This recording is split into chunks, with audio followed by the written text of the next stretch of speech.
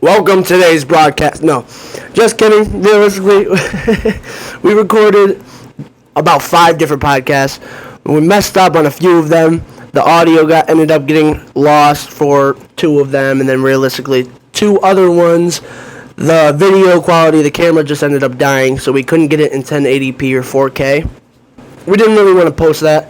And also, with this podcast that we are actually posting, and this is the actual intro, whatever you may call it, this podcast that we're actually going to be posting took us about 55 hours just to actually upload it into the editing software. It was the most frustrating thing, and it only took about 2.5 hours to actually edit. So I appreciate everybody coming on. Thank you, and enjoy the show.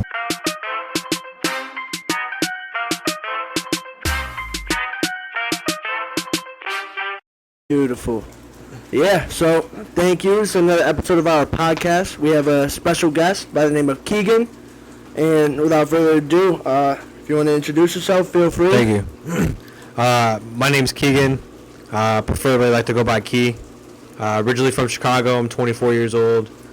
Overall, I'm out here in Florida. We're actually out here in Orlando, Florida right now, specifically Davenport, and we're having a blast so far, doing a lot of sales out here, and it's been great so far. Weather's been nice. Obviously, as you can see, it's raining in the background, but it's still beautiful nonetheless. First time here, so I'll take anything at this moment. 100%. No, Orlando's definitely a beautiful place. Florida, just in general, honestly. Yeah, I can agree. Yeah, but realistically, have you traveled outside of state? Where are you originally from?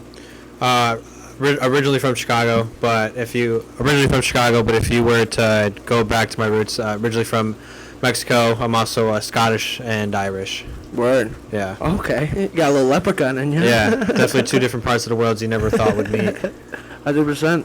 No, the Irish man, it's a funny story. You see all the Vikings and stuff like that. Apparently, they were just 5'3" Irishmen. Yeah. Just going around. They were feared by everybody.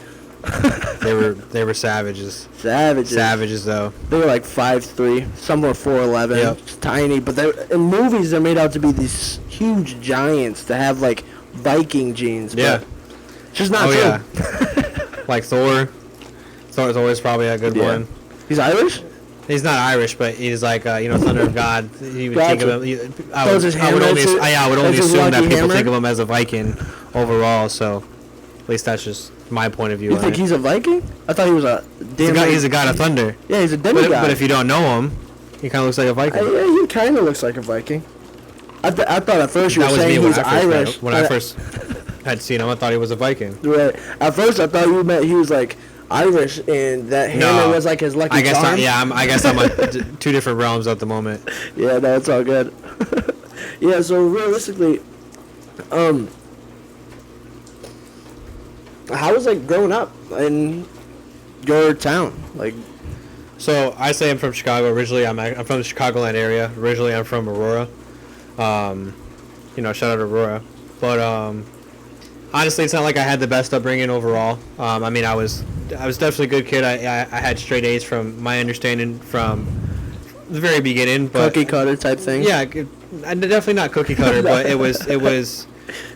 We made do with what we had for sure. Definitely wasn't cookie cutter. Definitely less than middle class. Right, it was definitely low income for sure. Right. And didn't really have the best public school, best education. But all the way up until I was 13, I had straight A's. That's beautiful. So, it was beautiful. I think probably after 13.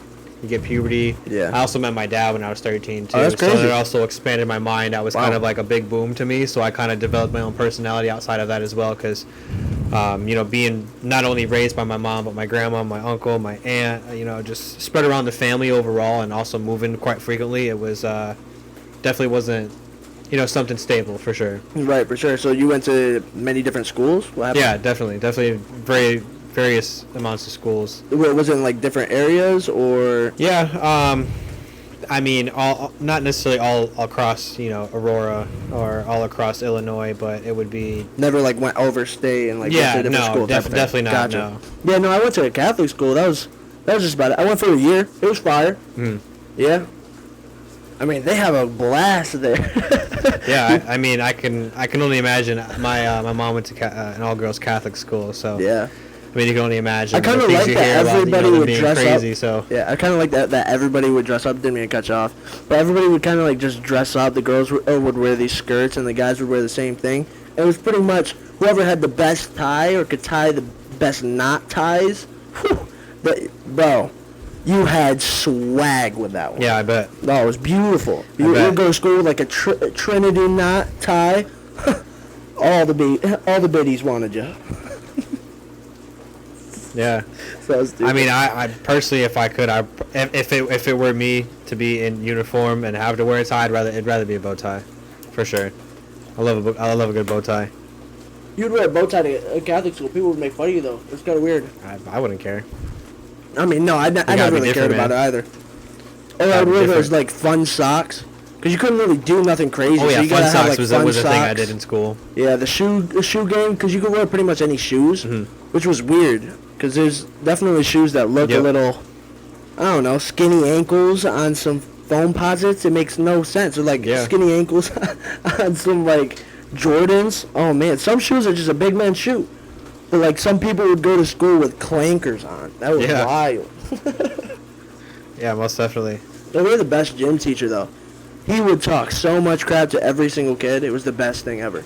I forget his name, but he was literally the funniest guy. I'll be honest, I don't really remember any of my teachers. I like I said, I paid attention all the way up until I was 13. I Right. don't really know what year that would be. I had some I think it's staple like teachers. 6th, 7th grade, and then I think going through again like various different schools. Was at West Aurora for a little bit, and then basically dropped out at 16. Oh, so, damn. Yeah. Did you get your GED or anything? I have not, but I literally since I moved to Seattle, actually, I've been wanted to get my GED, and it's just been postponed due Yeah. to just living my life literally outside of it. Just 100%. I think you doing could do it. That'd anything be that awesome. I can. Yeah. Oh, most definitely. Yeah, for sure. I guess I wouldn't say it's not the fact that I don't want to. I think it's just the fact that I can do it, so I just would rather postpone and do something differently. The more that I reflect on it, that's probably just what's going on. Right. So is it because you're like Irish, Mexican? You can't really. No, I'm messing with you. This is a joke.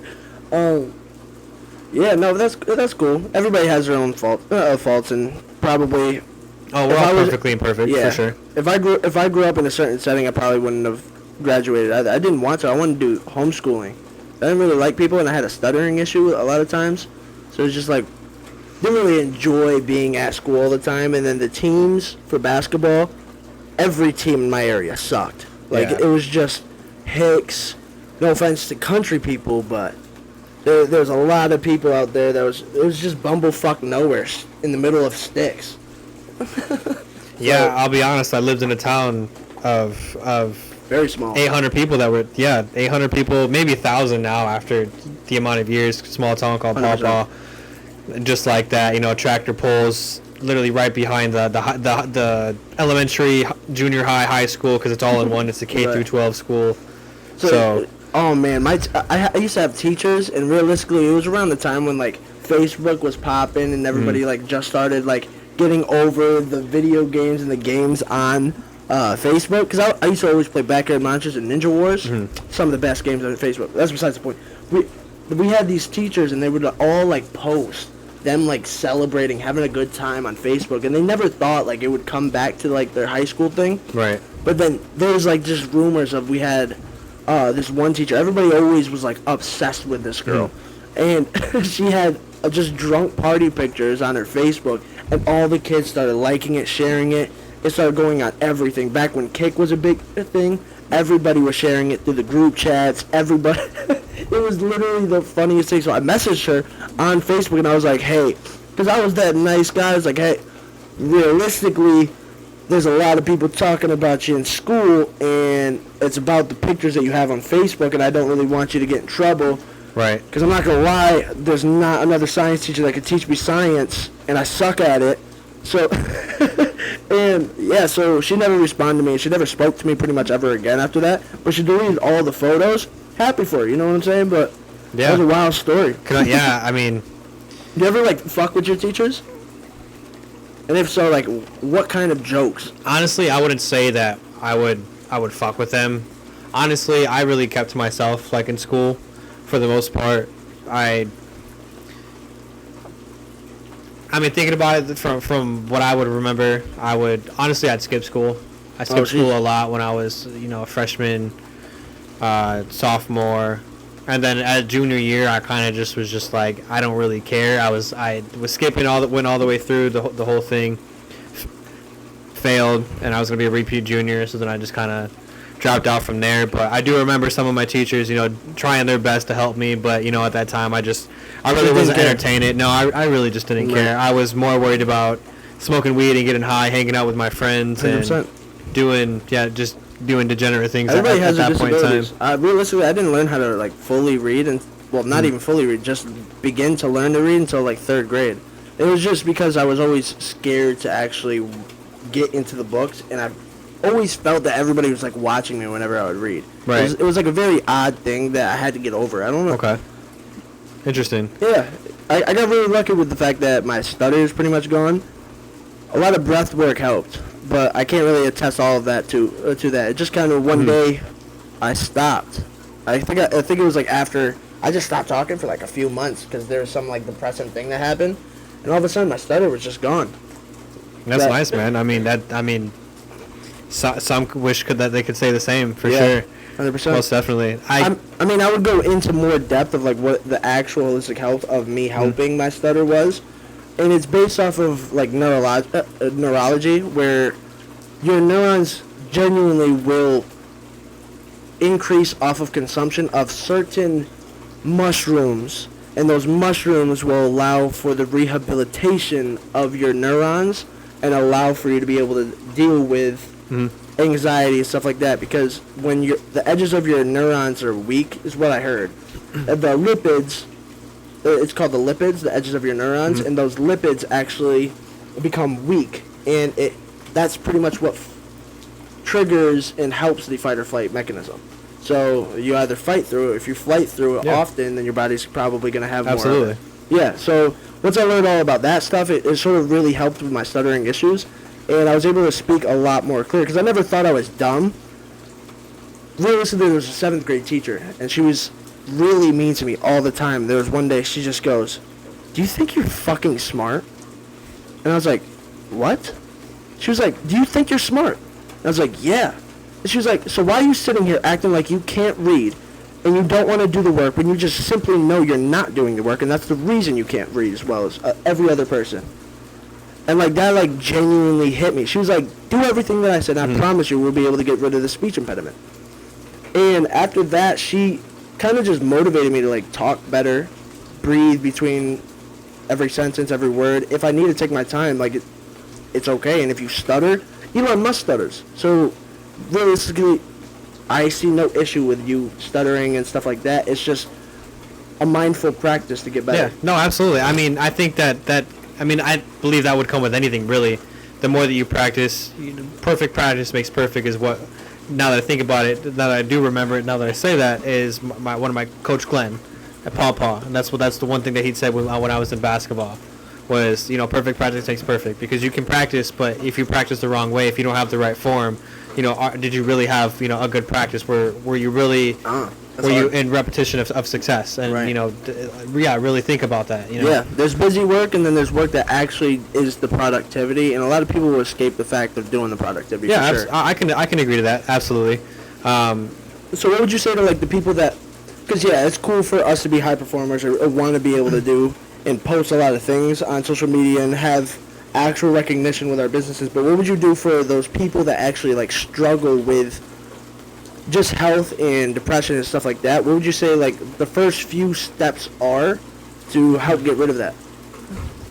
Honestly, I think one of the first steps is honestly just be aware of it. Like actually understand that that's what it is that you need to do, or just being aware of that is the problem that you have. Right. And I mean from there, there are things that you can look up on YouTube. Is like one thing that I learned. I don't remember what the video was, but you solve half the problem writing it down as well. It's like if you visualize it and you also realize that is a problem, the next step is to figure out how to fix it. How how to solve it. And there are multiple things you can try, a lot of things in the world, and I think a lot of people, not all of them, but I think a lot of people put themselves in a small depression overthinking the fact that all they have to do is just take one more step, do one small thing, and let that be in control of everything else, and just trust the process. Yeah, 100%. I truly believe that you don't have to get in the habit of doing things for hours and hours every single day right off the bat.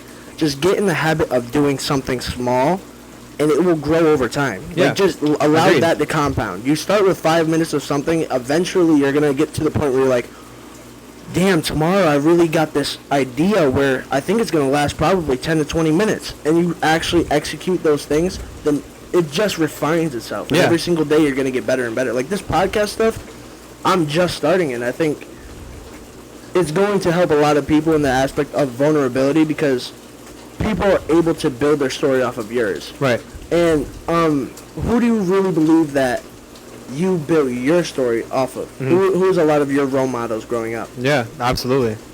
Who do you think your role models are growing up? As for me, like, honestly, I really can't say. I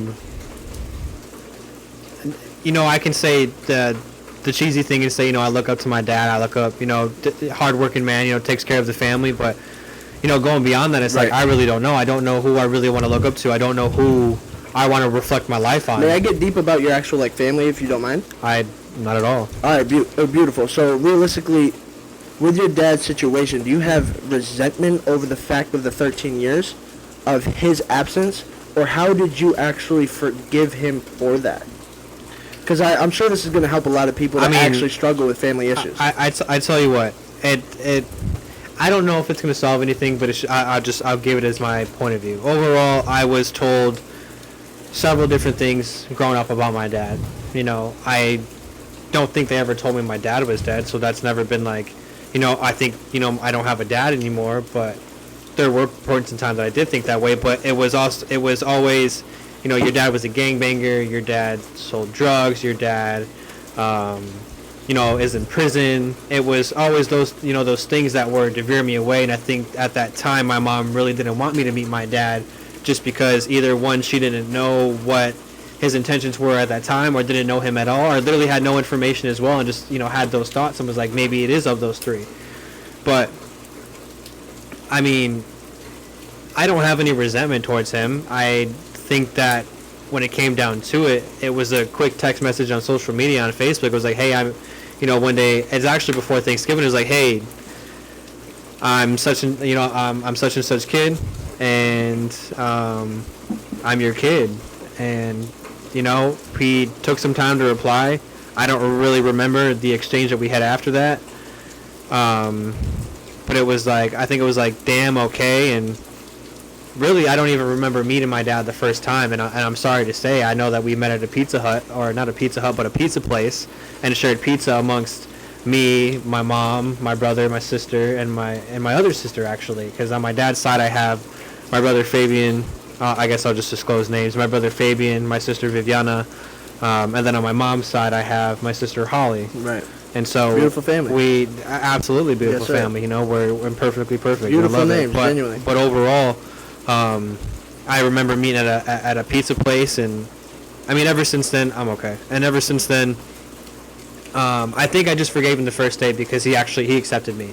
He didn't try to dodge me. He didn't try to escape anything. Like he knew I was this kid, and he took on the role of being a father of another kid, and I can do nothing but appreciate that, because I don't know if he did his hardest, but I know he did something, and he changed my life.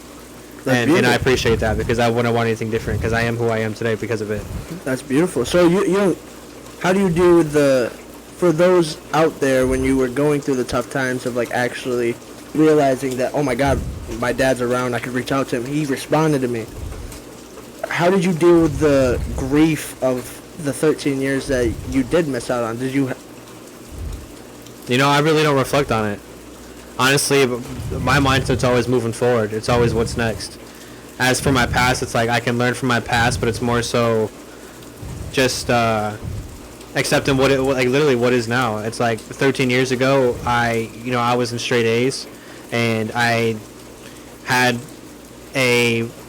I was well fed. I didn't have the things that I wanted, but I definitely had the things that I needed. But also when I met my dad at 13 years old as well, that also expanded my mindset. So I started doing things differently because I wanted to do things that I wanted to do and not do things about what I was told. Right. So also being at that age, I think, the rebellious side of me, also growing up, it just, it kind of took over. And some people have that structure of a family that tells them, what to do by the finger. And there are also people that or families that have that finger and it's a little bit too stern, and people and kids rebel, and it is what it is. At the end of the day, either side is normal. So yeah, literally. And that's kind of how I always lived my life. Is even though I didn't have a dad, it was normal because there maybe I don't even know what the statistics would be, but there are so many kids out there without dads. It's like I'm not the only one, so I know I'm going to be fine regardless. 100%. It's all about me. It's all about what I'm going to do with that information. Am I going to is it going to make me a better person, or am I going to make me a bad person? Yeah, 100%. That's a beautiful way to look at it, genuinely. Because, I mean, through a lot of people's lives, that's something that they harbor with for the rest of their life, and they don't exactly know how to pretty much get rid of that. Yeah. Yeah. Sad thing. There's a lot of people that hurt. In some of the best places in the world, they hurt. And if you are hurt, look, you're not alone. You're really not. There are thousands, millions of people out there that don't have dads, and there are thousands of people that don't have parents regardless. I mean, at the end of the day, if you want to think about it, in the most growth way possible, you're just another one, and take it for what it's worth, and twist it into the most positive way. I didn't have a dad, so I can relate to those without a dad, and I can make friends by that. It's like, I guess it's a nicer, more positive way of trauma bonding. For sure. But definitely always looking at the positives rather than negatives. Always, and there are people out there that want to help you, that understand the situation, that do this professionally. So I mean, if you need help, get help. If you want to talk about it, talk about it. Even like this, like, be vulnerable. Like, there's a lot of people out there, and I said this earlier in the podcast, people build their stories based off of yours. And without vulnerability, how would anybody ever have a path to actually follow? And this is why I really created this podcast, because I know there's a lot of people that are here on this earth that can explain and articulate their point in an intelligible way, but a lot of people don't, and they're shy because they're scared to actually be imperfect within the realm of social media and have people actually judge you. And I never understood it. I guess when I was a kid, I definitely got bothered by everybody always doubting certain things, and you always wanted to prove them wrong. But like, once you grow older, you got to realize what you do care about, I think. Yeah, 100%. Sure. Obviously, bro, there's rain, winter, summer, spring. There's no really saying one is bad or better than the other. But at the end of the day, you got to choose to deal with it. You're going to experience feelings, and feelings are almost like a season. Deal with it. Learn to enjoy each one. Because at the end of the day, it's just, how else are you going to be okay with things and be proud of yourself? I mean, you have to get through it in any condition overall. Right. I mean, a great example would be today. I'm in sales. I do door to door, and I'm knocking in the rain. So, do you think the chase of happiness is impossible to have? I don't think happiness is impossible to have, but forever. I think forever. Yeah. Do you think having happiness forever is impossible? That's a very deep question. I mean, it's a great one at that. But I mean, overall, I don't think happiness lasts forever. I think that reality isn't always So if you had to choose rainbows and feeling, unicorns, for sure. If you had to choose like one feeling, what would you choose? If I had to choose a feeling, I'd choose to feel nothing.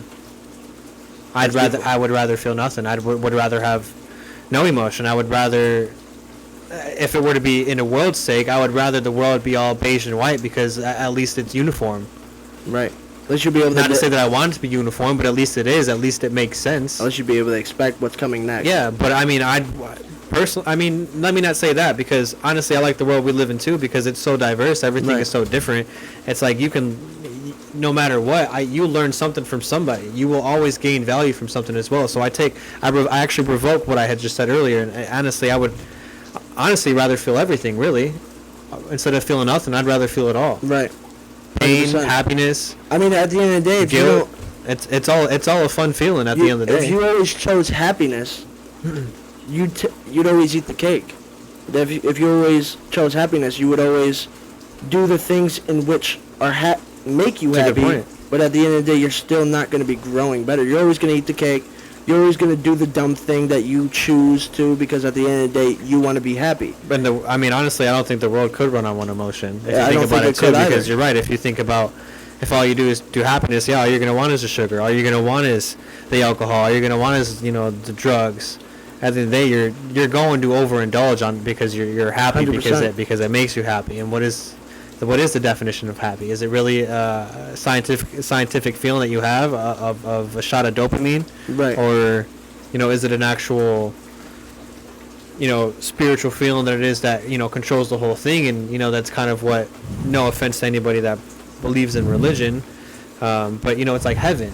People think heaven is all happy and rainbows and unicorns, at least from my point of view, just because I don't understand either side of it. But I choose to believe in what I believe in. But What's that? Honestly, I think it may just be a higher power. In But hopes there's something out there. Yeah, in hopes that there's something out there. It's I quite mean, scary if there isn't. I'm kind of agnostic as well. It's like I kind of have to see it. I believe in science. I mean, at the end of the day, I don't know any of the studies. Because again, I didn't go to school. I have no idea what any of it would be. But I mean, personally, I think everything goes down to like energy, specific atoms. I mean, magnetic poles. I mean, If there is an afterlife, wow, that would be a wonderful thing. 100%. But it's like almost if there were aliens, right? That's sort of how I kind of look at it. If there were aliens, we've never seen them. I mean, and that's both terrifying as exciting as it is. Yeah, and because we're either alone NASA out says here. that they're real. If there's news articles that say that they're real, what is it to say that there aren't other living beings on any Earth, any planet nearby as well? I mean, overall, if bacteria is a thing and bacteria move at minuscule, who's to say we're not bacteria to some other world or universe or whatever? Maybe we're just a rock on something that is so sophisticated. I don't know if you watch Rick and Morty, but Right. it gets into interdimensional. And What I believe to be true is that there's infinite dimensions and infinite dimensions. At the end of the day, they say that there's 12 in string theory, but at the end of the day, I believe there's infinite dimensions and infinite universes within. infinite possibilities. Yes. I mean, I guess I kind of believe in that, but Yeah. I mean, at the end of the day, there's like Elon Musk. He believes in the God of Spinoza, and the God of Spinoza is pretty much that everything is derived from a substance and a chemical, and there's endless and endless chemicals at the end of the day. Yeah. So there's an endless amount of combinations of what we can and can't have on this planet. I mean, I believe that. Yeah. I mean, I can agree to that to a certain extent. 100%. I mean, I don't know where I would I don't know, disagree there- at yet, but I there- mean, there's there's only a few obviously a things way that deeper Sorry. study into that. Yeah. There's only a few things I would actually say that in science we should hold very dear to us, and I would say like consciousness. Dude, it's only been around for thousands of years. If you speak biblically, it's only been around for thousands of years. If you speak about like actual science, it's been around since the original Homo sapiens. Yeah. So realistically, that is such a short time frame out of the entire Earth being created, and that alone means that it's something very special. Because consciousness hasn't been around for billions of years, but then the Earth alone now has consciousness, and it influences the actual atmosphere. Because if millions and millions of people do something in the eyes of something in order to get something good, how can it not be real? So I truly believe at the end of the day, all the consciousness influence every other consciousness, and there are consciousness that are more powerful. So for instance, like Islam, they have a lot of people. It's like 1.2 billion people that are actually inside of Islam. And I have Allah on my neck. I'm Middle Eastern, and I also grew up Christian, Catholic. There's a whole bunch of things. I love theology. It's a fascinating thing to me. But realistically, yeah, it's just genuinely one of those crazy things that I think a lot of people differ religions a lot rather than looking at the core values and morals of it. Man created evil. It wasn't that evil was already inside of one religion. It's like if you take the actual core of one religion. So you're saying evil came thing. from consciousness? Yes. I believe that consciousness affects everybody. And that's why genuinely, like Islam, having 1.2 billion people inside of Islam, that's one of the biggest forces in the entire world. Chinese alone, they have 1 billion people, and they believe in Chinese zodiacs. Yeah, it's based off of numerology and stuff like that, but at the end of the day, even if it wasn't, there's still 1 billion people doing shit in that eye. And in order to do good for their life, they're doing it in this one thing. So how can you not believe it? Yeah. That's one thing, like, people will argue about religions and say that, no, Jesus was this way. I've never seen a history book ever in my life that had every single piece of history written in it perfectly. Yeah, I mean, I can agree. That's why I don't... I mean, that's kind of why I just say what I believe in, what I believe in. Just kind of leave it at that. I don't like to get deep in those conversations. Not... I mean... This would be different, but right. Let's say a Mormon's at at my door. It's a long conversation to have. I don't mind having it, but I don't have that time to talk about it. Me neither. And I think it's really odd to sit there and downplay another religion when genuinely our consciousness somehow is connected. We don't know how. Science is literally does not know how consciousness is connected, but it is. And right now with technology, it's so crazy because I think with technology and the way that consciousness connects, it's legitimately almost the same thing. Our brains work in almost like a neurocomputer. Right. So if you were to take the actual, say, Neuralink that Elon Musk is making, that Neuralink, it's going to change the fact of how good of a question could we ask, which is currently, and then it's going to change it to how fast can we get questions answered. And it's going to be a fascinating thing. The thought in and of itself is going to answer it. People think that it's a little wild. Yeah, of course it is. You're putting a chip inside somebody's brain. But you got to understand, technology has never been around from what we know, and consciousness has never been around from what we know. Right. So I can see the evil genius or the genius in Elon Musk saying that, dude, we don't have a lot of time to connect these two. And if we're going to, we ought to do it safe, because there's companies just releasing AI. AI is a little wild. What do you think of it? I mean, it's a tool. I think AI is more of a tool than it is of anything negatively. I mean, I think it's of anything else. It's, you can learn to buy it, legally, but learn to use it illegally. Yeah. So, I mean, overall, I think it's just another tool that, that in the wrong hands can be abused, for sure. 100%. I mean, bro, I heard Elon Musk, you could apparently put the iPhone, I believe, batteries inside of actual, like, discs, and it will allow for flying bombs. And imagine sending 100 of those to one office building, and all you did was use the battery from an iPhone. Like, realistically, AI would be able to technically, eventually, compute that phone to be able to do it, I'd assume. If not already. Yeah, because if we don't know levitation type of things, I mean, I'd assume that they would be closer to knowing it than us. I mean, how do you... It's very tricky to say. I mean, overall, I mean, hey, shout out to my regular at the bar I used to bartend at. But this gentleman could only disclose so much information to me, but he was making, $1 million robots. And, we spoke about AI, and, he says it's a pretty scary thing in the wrong hands, for sure. I mean, these guys have, millions of dollars worth of stock that are private. Couldn't even disclose that to me. I would have loved to invest in it, but... Oh, literally, it's just, it is real. Yeah. What is happening is real, and things like that.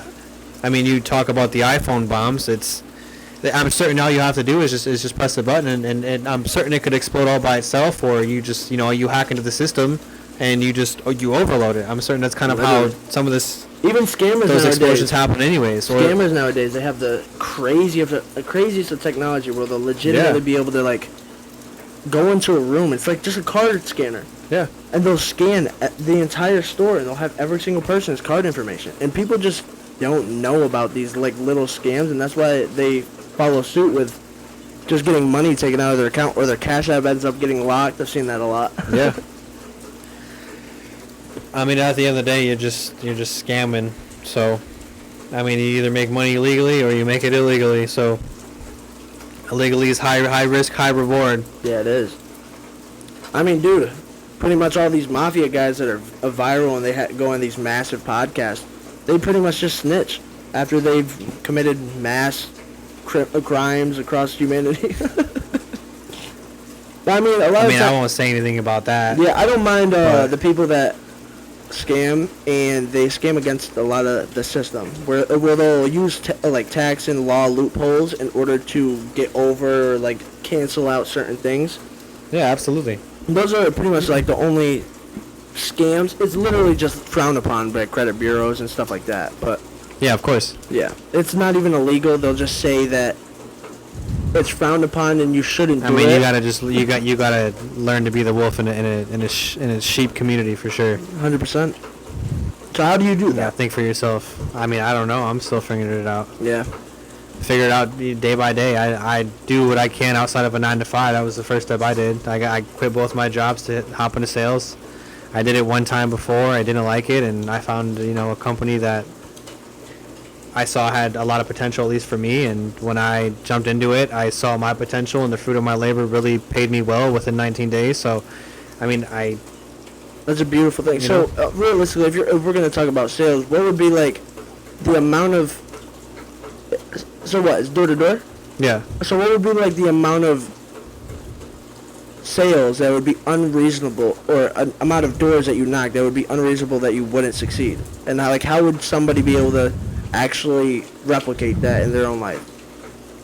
I mean, there's a lot that factors into it, but if you believe in numbers, I think number patterns are real statistically. If you just use percentages to your advantage, realistically, if you were to knock 150, 200 doors of any business, I think that you can at least get one sale for sure. Right. As long as you try your hardest, you learn the word track, you learn to persuade, you learn to... So this goes into like all realms of sales, pretty much? And in my opinion, yes, but it also, you have to understand the range of the sales that you're in as well. Right. Because, I mean, it's a little bit different with car sales. Car sales, they come to you, but you still market yourself. As for door-to-door, I mean, you are the market. You are the product at the end of the day. 100%. Although there is a product that you have with you, you are the product. Yeah. You have to answer that door and diffuse a person within the 5 seconds. Nobody wants to answer the door. Nobody wants to, talk to that gentleman or that woman that has something to sell them. And, that's what makes you different from everybody else in the sales industry as well, is because you go looking for your money. You go trick or treating, is what they say. Right.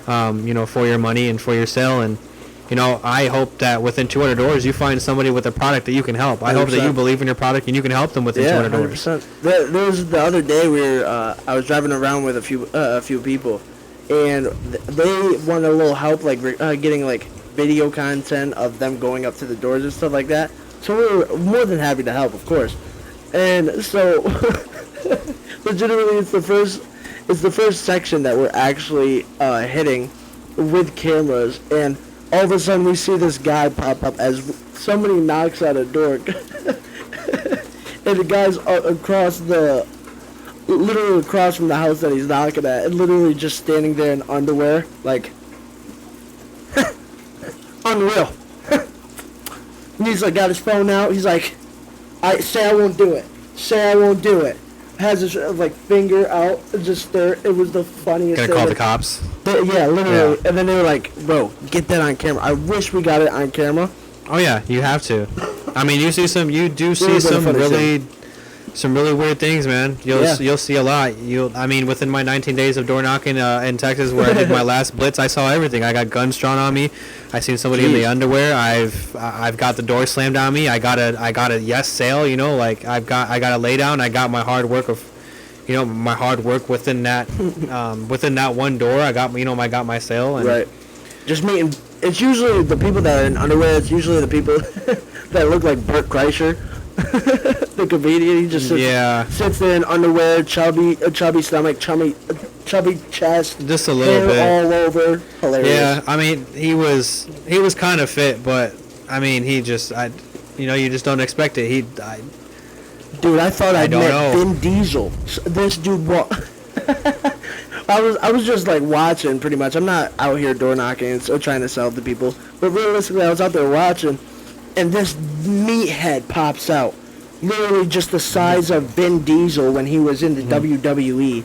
And back when he did the pacifier, dude was huge. Oh, that's Dwayne The Rock Johnson.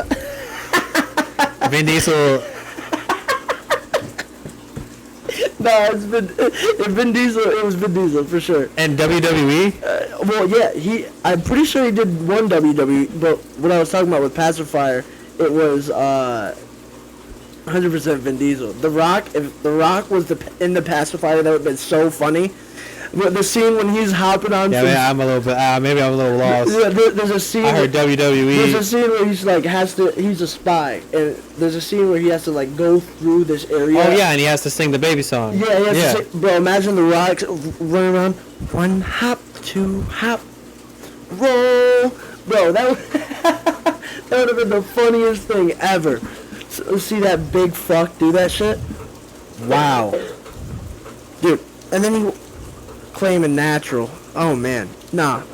I hope he is. Yeah. But man, Definitely. Apparently nobody outworks him. He works harder apparently than Kevin Hart, and I guess Kevin Hart works pretty hard. Hey man, if you have some sort of money, you're working hard at something. I mean, The Rock for sure. literally overnight made $1 billion tequila brand. I think it was. He just made a tequila brand overnight. It made like $1 billion. I think it's just marketing too. You gotta know your market, brand. and you gotta know just who you are as a person. Right. I mean, I always think You about can market brand. certain things, and you can do certain things. You kind of just have I always to think be about aware. brand like, okay, if I'm the reason that something would sell, so if it would, like anybody could go and outsource any type of product. Mhm. So at the end of the day, you would be the reason that something sells because they can't replace you. So you can go ahead and get a new distributor, somebody else, anywhere in China, from India, Indonesia, and go ahead and get these freaking mass products at a very cheap thing with your logo on it. The only thing that differs the actual fact of it selling is whether or not you have brand awareness.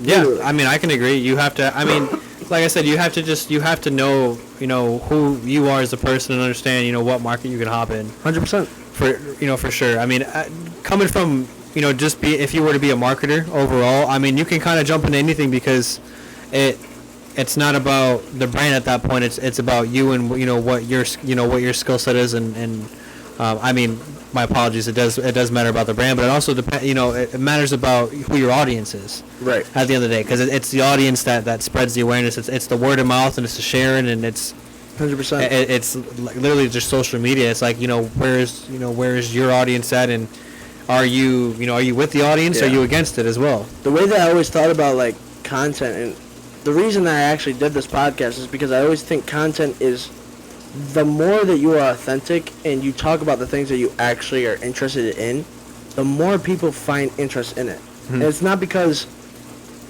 you're talking about something that is revolutionary. No, it's just because we're all relative, and we like to hear Right. other people at the end of the day that like can relate and also talk about things and make it into a funny way. Yeah, I can agree. Yeah. I mean, authenticity goes a long way.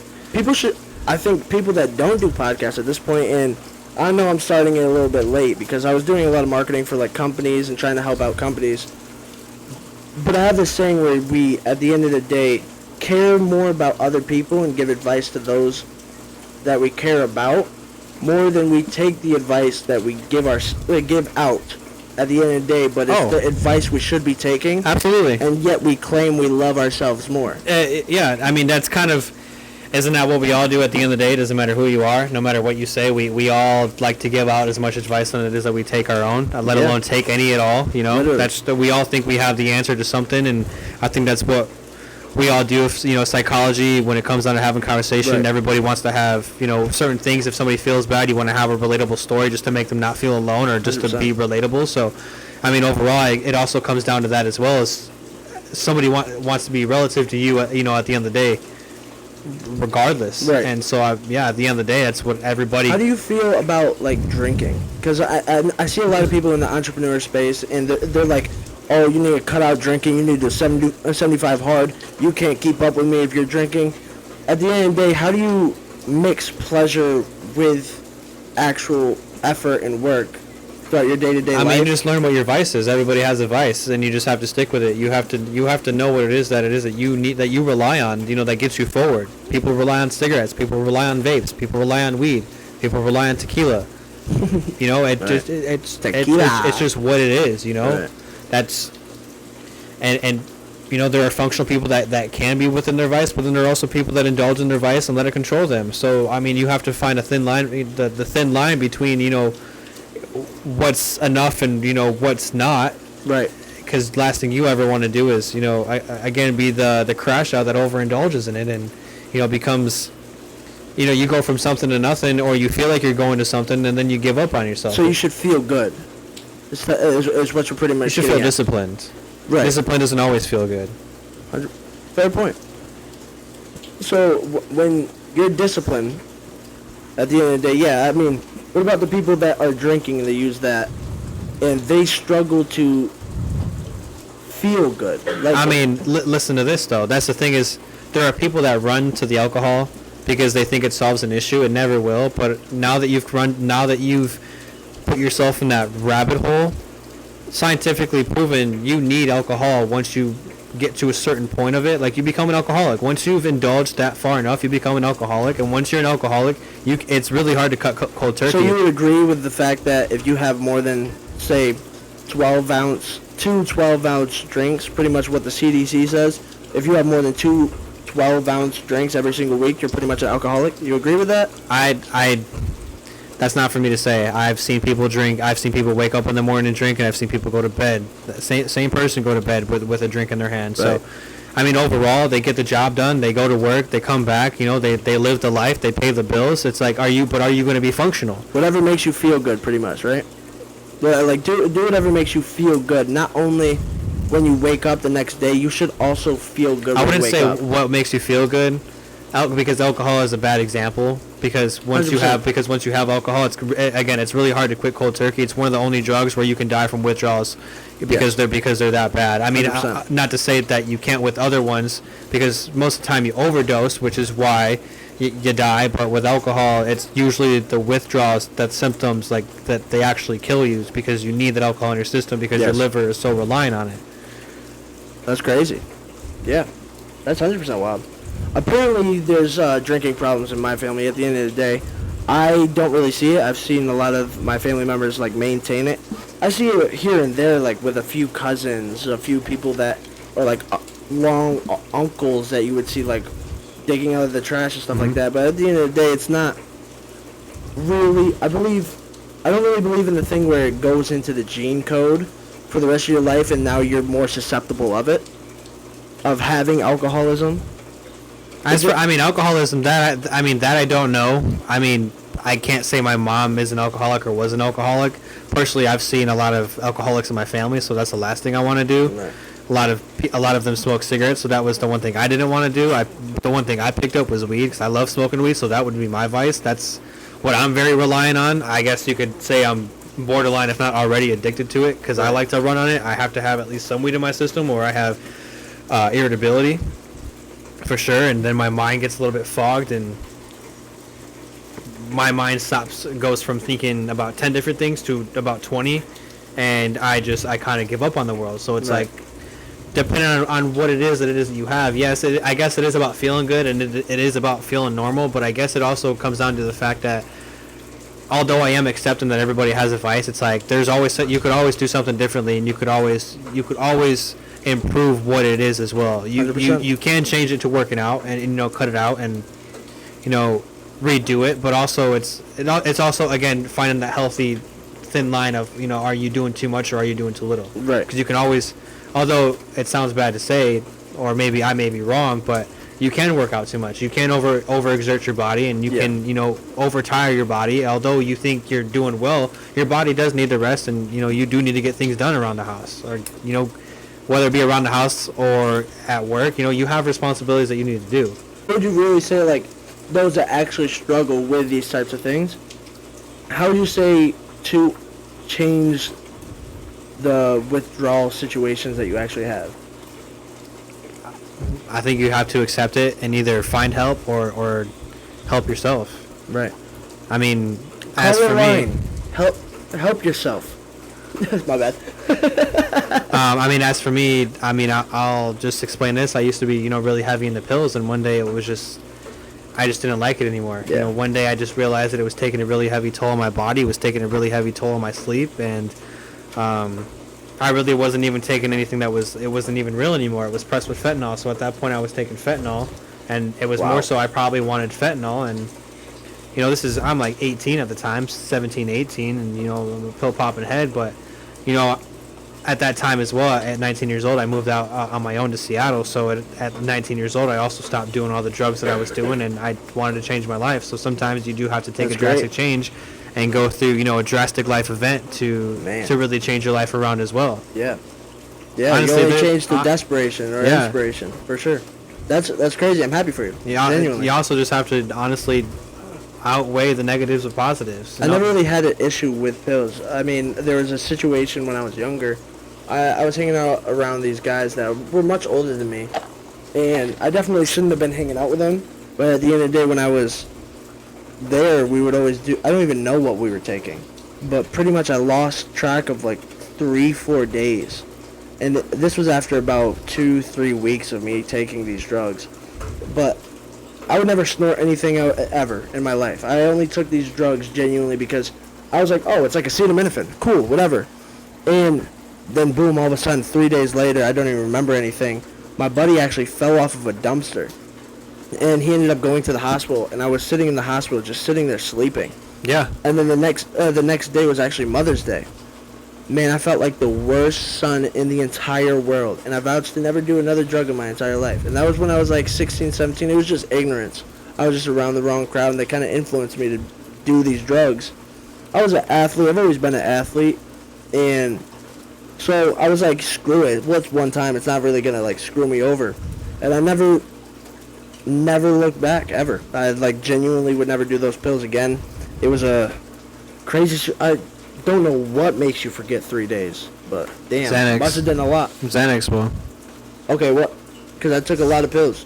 With your podcast, you do, you like to interview the other person, but yes, sir. I mean, I've got just a couple questions, for you and, just this podcast, because, if you guys don't know, this is my first time on this podcast, and, I just kind of wanted to, do a deep dive and, see what kind of person you are. Right, I love questions. I'd love to answer anything you have.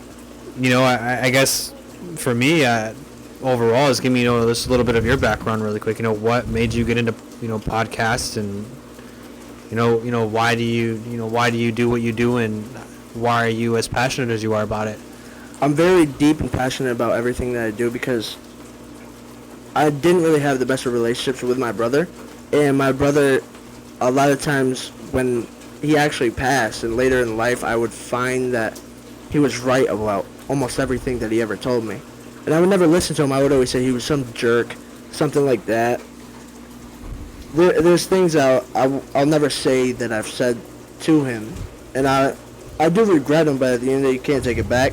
And yeah, there was definitely situations where me and him, it's brotherly love at the end of the day, and we never really got to like close out on it on a good note.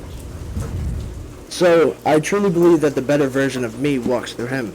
And I had a lot of issues health-wise. I had IBS-C, which is irritable bowel syndrome, constipation. Mm-hmm. And there's IBS-D, also IBS, irritable bowel syndrome, diarrhea. And it's said to be incurable. So I actually ended up going fully pescatarian, went vegan. I was testing like every single thing possible just because I hated being sick, and I really wanted to learn why I was sick. And this was actually around the same time that I got rid of my speech impediment. So I found this one thing, it was called like an intracellular diet. And I did this intracellular diet. Pretty much you only have the foods in which were not altered by man. So made into hybrid foods. Like the bananas nowadays I would never eat. Just about all bananas that are real in the world were completely wiped off the earth. So I vowed, once I actually got rid of my disease that was said to be incurable, that I would always give out free value to every single person that needs it, and I wouldn't sell anything. unless they wanted to actually pay. Because genuinely, at the end of the day, otherwise you're taking. There's no other way to do business unless you are taking money. You can sell something and you can manipulate the prices and make a profit 100%. But I always had this thing that it's like you're taking the fabric of reality and pulling it as far as you can like a rubber band, expecting it not to snap back at you. Like you're going to receive good karma. And I truly believe that people push these things and go very hard in realms of endeavors that they shouldn't be doing, because it's my own opinion. I don't believe it's moral. I'll be watching these podcasters or these people that are massive in the entrepreneur space, and I see them giving out this advice that is just to inspire people to work for them, or purchase their things, or make them a bigger follower of Like a themselves. guru almost. A guru. And I genuinely can't stand it, because the world is made up of gurus. You can't track every single thing that all the people have done in the past. You can just believe what they are telling you. Thank you, all. I appreciate you guys hopping onto the podcast. Sorry that it ended at such a poor section when we actually started getting depth to actual good questions, good conversation. In the beginning, who cares? It's the beginning of our podcast, so we're definitely going to get better and better and know when to actually start talking, not just start it right off the bat. And I appreciate everybody actually watching this. If you want to watch more or learn what I was about to say in that podcast, we're going to feature that in the next one. So please stay tuned. I appreciate you all. Yeah, shake some. If I throw some more ones, she gon' make some. Shot it ass so fat she might break some. So I keep a gutter bitch that might rake some. Take some.